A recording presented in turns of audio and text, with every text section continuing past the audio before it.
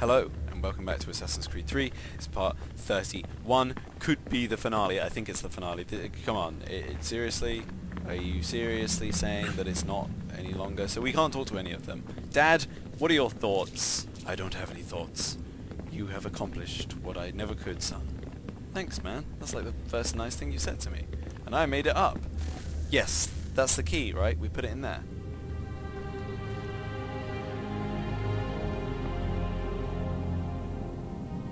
Moment of truth. You're damn right. No letdowns. No letdowns. This is Assassin's Creed 3. You got to live up to your expectations. Let's do this, Desmond. Do this, Desmond.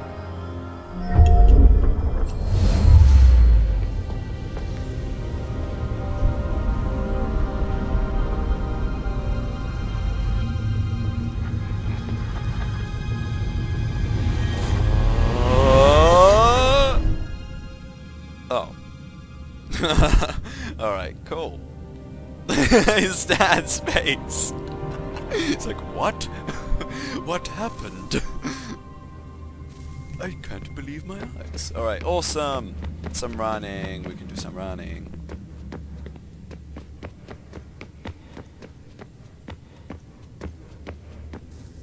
Alright. Yes. Come. Answers. Answers. Here, at last. You know our story now. Of how we tried. Of how we failed. That's right. All our hopes extinguished. Save one.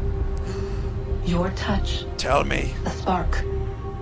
A spark to save the world. Wait! Do not touch the pedestal. Minerva? You. But how? You left. You destroyed the device! Did you think there was only one? What the hell is going on here? Yeah, what the hell is going on here? You must not free her. Free her? Juno dwells within these walls, awaiting release. I will explain. While we worked to save the world, she sought instead to conquer it. She used our machine to set her plans in motion. Divination through numbers. There is a pattern to existence. To comprehend the calculations is to tame time. This was my focus. And so I built the eye to aid us. But she turned it towards her own ends. When we discovered her treachery, we put a stop to it. And then we left. But first we called to you, that you might try again. We thought it would be safe with her gone. Now I see we were deceived.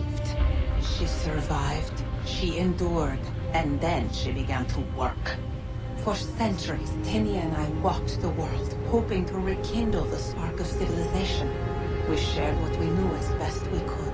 We were not the only ones, but for all the power we wrought, still death would claim us. But before it did, I would have one last look to know if we had succeeded. That's how you're here now? I had hoped you might find this place and finish our work. But it is too late. You and the Templars have squabbled over our refuse. You have wasted centuries, and so you have lost your chance. You cannot hope to stop the end now, Desmond. Only to survive. She's lying! Only touch the pedestal and the world will be saved. Better the world burn than she be loosed upon it. Is that so? Come on, Juno, Show explain him, yourself. then. No, Juno, explain But he yourself. will not understand. It is complicated. It is... Show me. Yeah, you show me. I'm the one who makes the decisions. If you heed Minerva, the sun will have its way. The ground will crack and spit fire into the skies.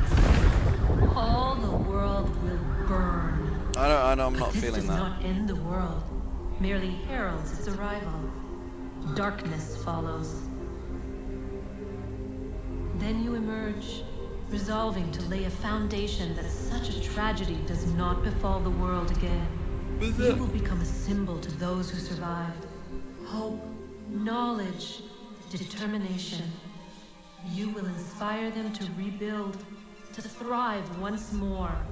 And as the world heals, so too will humanity. But you are just a man, frail and mortal. You passed from the world, leaving behind only a memory. A legacy. You will be remembered first as a hero, later as a legend, and in time, as a god. It is the cruelest fate, to have written words that meant well, and see them made wicked and unwise. What was meant to encourage life, used instead to justify taking it. Templars. And so now you see that what was shall be again. So tell me, how is this better?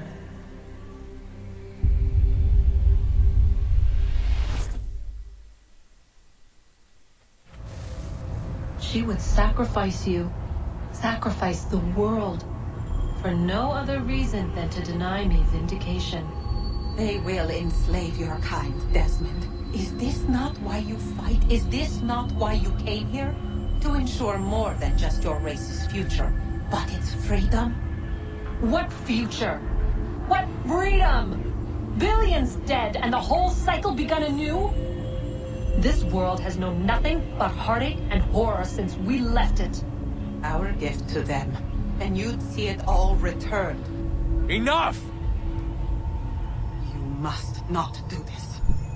Whatever Juno's planning, however terrible it might seem today, we'll find a way to stop it. But the alternative, what you want, there's no hope there. If you free her, you'll be destroyed. It will happen in an instant. There will be no pain. You mustn't. It's done, Minerva.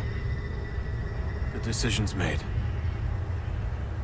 Then the consequences of this mistake are yours to live and die with. So are they like... You need to go. All of you. Now. Get as far away from here as you can. Come with us. We'll find another way. There isn't time. No time, Son. man. You know it's true. It's already started. I need to do this now. So go. Go! Get out of here, guys. Shit's about to go down.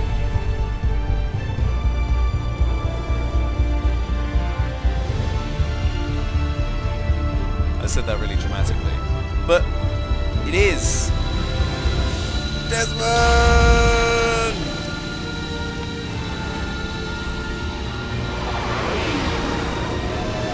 Desmond!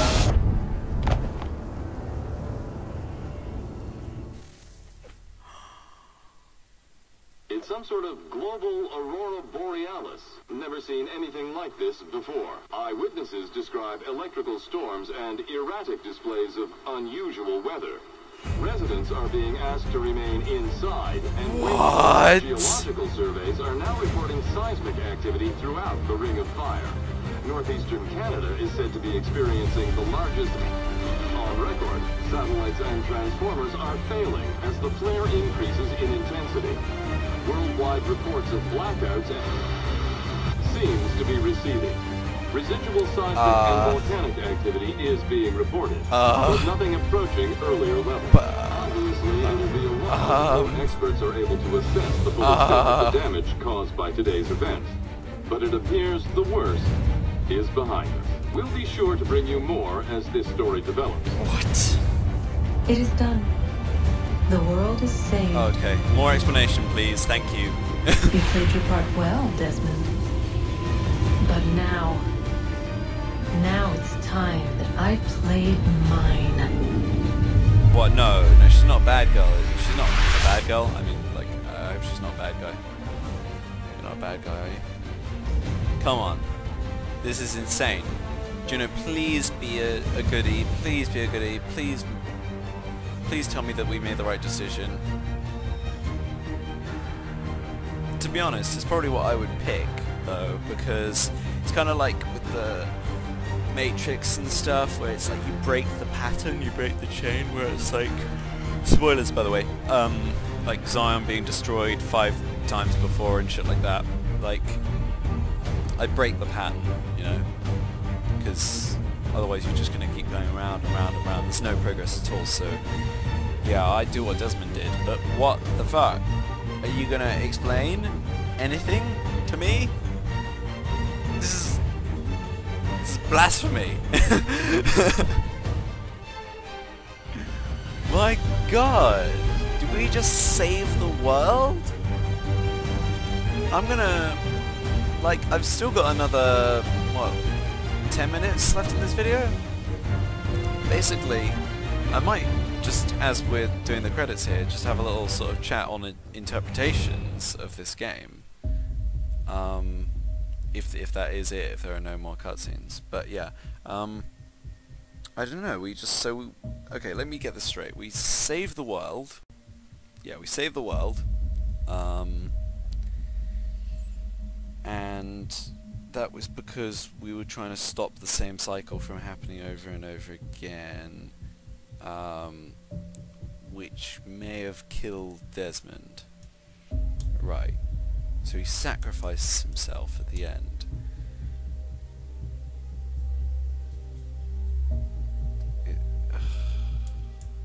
It's quite sad that the only real point to Connor's story is how is him getting that key. Although it is like a really important key, and like his mother had it from the beginning. Like, I don't know, I was expecting something a little more epic in terms of the whole like killing Charles Lee. I would have liked a really kind of over the top, like it's like right now I feel the urge to play, I don't know, I feel the urge to play like a campaign on like a first person shooter, just because there's like over the top action sort of thing, and I really wanted some more over the top action just to finish off this game. Like, I just, Desmond and Connor, and it's just like, so what I'm trying to think here though is like, right, so the Assassins and the Templars, their whole conflict that they had there really was kind of meaningless. You know, like, it's basically about the Assassins who come into contact with these ones who came before, because they have some of the same abilities, like eagle vision and stuff like that. And hold on, Haytham Kenway was able to eagle vision, so maybe it's like Assassins and Templars can come into contact with these things. They can use them for good or evil, and they can come into contact with the ones who came before. And it's like all of that fighting, because they both will pretty much want the same thing, to save the world, but they want to do it in such different ways that it eventually comes through like this. It just, the reason that I'm a little like anticlimactic is that in that way the Templars aren't really the bad guys, they're more like a sort of secondary bad guy to the main problem, which is like the end of the world and all of that stuff. So it kind of dwarfs the whole sort of big enemy that they made out of the Templars and sort of made them into a sort of side thing. Do you get what I'm saying? Does anyone agree with that? I don't know. I think it's really weird. I don't know, it's just not what I expected. Because, like, I remember the end of Assassin's Creed 1, it had nothing to do with, like, the end of the world and stuff, and it's just like, how? Like, why did they took a really awesome, like, Assassin Templar war, and they decided, you know what? We're gonna make something to make that look like an insignificant piece of boring, like, pointless, you know, and in a way that's good because it's sort of like anti-war, basically. It's saying, like, you know, stop the conflict, we need to actually find resolutions, revelation. Like, you know, we need to resolve these things. But I don't know. It just... don't get me wrong. I've had a lot of fun with this game. I've really enjoyed it. It's just, it's left me wanting more. You know, it really has left me wanting more. Like, it hasn't left me at the end of the game thinking, wow, that was the most epic thing I've ever seen. It was kind of like, hold on. What? No. More. You can't leave me like that. You can't, what? No! Like, it did the same thing that the sequels did, and the whole main hope that I think a lot of fans had for Assassin's Creed games was, please don't leave us with another fucking cliffhanger like the one in Assassin's Creed 2. And it kinda did, because we don't even know if Juno's a goodie or a baddie, or if the Templars are still around. It hasn't really resolved as much as I thought it would. So I want them to make like sequels to Assassin's Creed 3. I want them to do like what they did with Brotherhood and Revelations and stuff like that. They add on extra things to kind of explain the... Come on, man. That's just... They clearly want to... They're clearly leaving that open for more. Definitely. But yeah, as for the environments, they put some really good effort into kind of changing up the game a lot, kind of shifting it away from that whole sort of Renaissance period, and really kind of proving that like Assassin's Creed can be fresh and new and good, you know, like, because by Revelations, I will admit it was starting to get a bit stale. They were adding in the smallest things, like you can throw bombs and you have a hook blade. It's just like, that's it.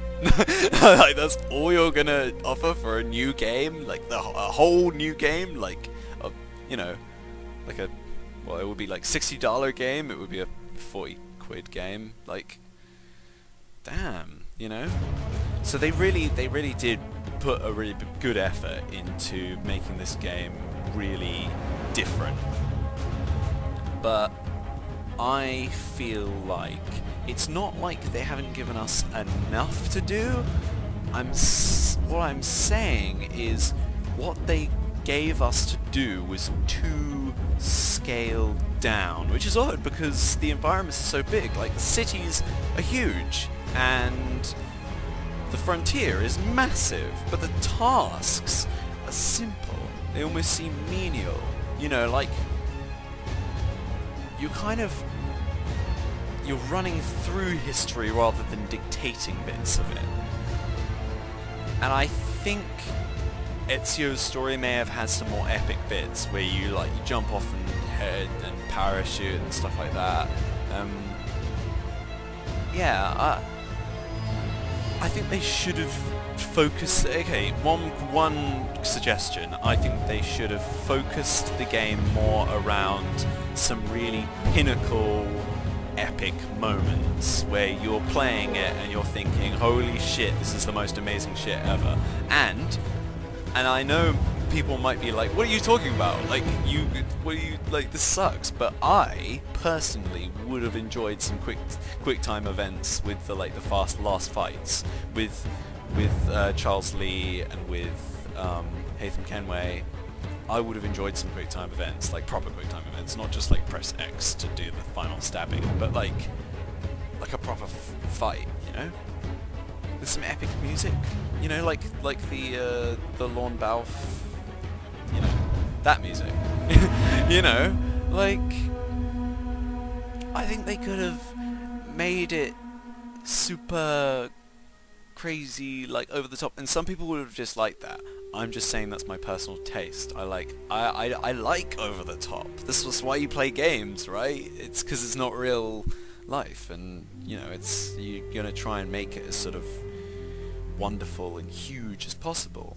So yeah, like I think they could have taken this game to higher heights. They were ambitious, but I almost kind of feel that they weren't ambitious enough.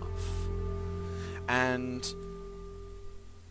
the plot seems a bit rushed, because it's like you're making this sort of long, slow trudge towards, I know I've gone over 20 minutes now, but you're making this long, slow trudge towards the end of the world sort of thing, and it's like all of this stuff is built up.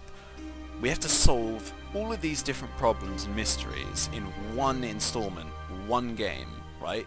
Without dragging it out too long. So they tried not to make the game too long, they tried to fit in as much as possible, and it meant that they couldn't let you do all of the things that I wanted to do. It took a lot. It was like after sequence 10, things just started to go in directions that I didn't expect, and I was like, yeah, that's cool, but like, like I don't know. Maybe I'm very, very picky with, like, in terms of epic stuff happening, but I really, you know, I would have enjoyed maybe an Andrew Ryan moment with Vidic, where, you know, you confront him, and instead of just getting some guy to shoot him in the head with using the apple, getting a freaking golf club and beating him in the face with it. That would have been epic. Like, I don't know. And the sort of anticlimactic killing Daniel Cross, like I just air assassinated him, and I was like, yeah, that's, yeah. Like, I was expecting a bit of a fight with him, and yeah, I don't know. I think if they took every main, like, big bad guy, like Daniel Cross, Vidic, Charles Lee, Haytham Kenway, and did see there. You know what I'm saying. Quick time events, that's it. Quick time events with killing them, where you have to fight them and then finally get them, kill them. That probably would have done it for me. That would have been the cherry on top. You know what this game is? This game is an amazing cake without a cherry on top. And I just want that cherry on top, alright? And I know what they're going to do. They're going to be like, oh, don't worry people, there's a cherry on top, there's DLC, there's multiplayer. But no, that's not fair. That's not fair. That's not, like, I don't count multiplayer, first of all, because it's an Assassin's Creed game, I don't care. And DLC, that is, don't do that, Ubisoft, alright? But I am kind of excited about the DLC. I might do a Let's Play of the DLC at some point in the future. Quite a long time, but like at some point, one day, maybe. But yeah, all in all, really enjoyable game. Really good cake. I want more, please. Like, I want that cherry. I just want a little something more epic. I want some epic moments, you know? Because as critical as I am of the Call of Duty franchise, I really enjoy some of their epic moments, and it's just like, wow, that was badass right there. You know, like at the end of Modern Warfare 3, shit game. It's a really bad game, but at least at the end of it, you get to kill whatever his name is, Makarov, yeah, and you feel like a badass. You know, I wanted some of that. All right, I wanted some of that. That's all I wanted. That's all I wanted. Yeah. Soundtrack was brilliant. The environment's really good. I prefer Renaissance Italy, but that's only because it's Renaissance Italy, and Renaissance Italy has like some serious charm going on. And colonial America is awesome, but you can't top that sort of Renaissance metropolis. It's just beautiful. It's a really beautiful place. Like, Italy's still really beautiful. Like, but back then, it was really something else. And I like how they portrayed it in Assassin's Creed 2 and Brotherhood. And yeah, I am ranting now, but I was expecting the credits to finish. Anyway, I will end this video off here. It was a finale to a really amazing game, and I look forward to playing anything else that they bring out in the Assassin's Creed franchise. I really like it. I just want more. That's all, really. Yeah. So I will see you guys next time. See you then. In The Walking Dead, probably. That's what I'm going to be making next.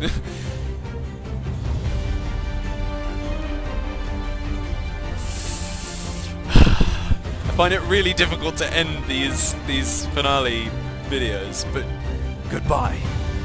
This epic music. See you later. Next time. Goodbye. Goodbye. See ya. End the goddamn video!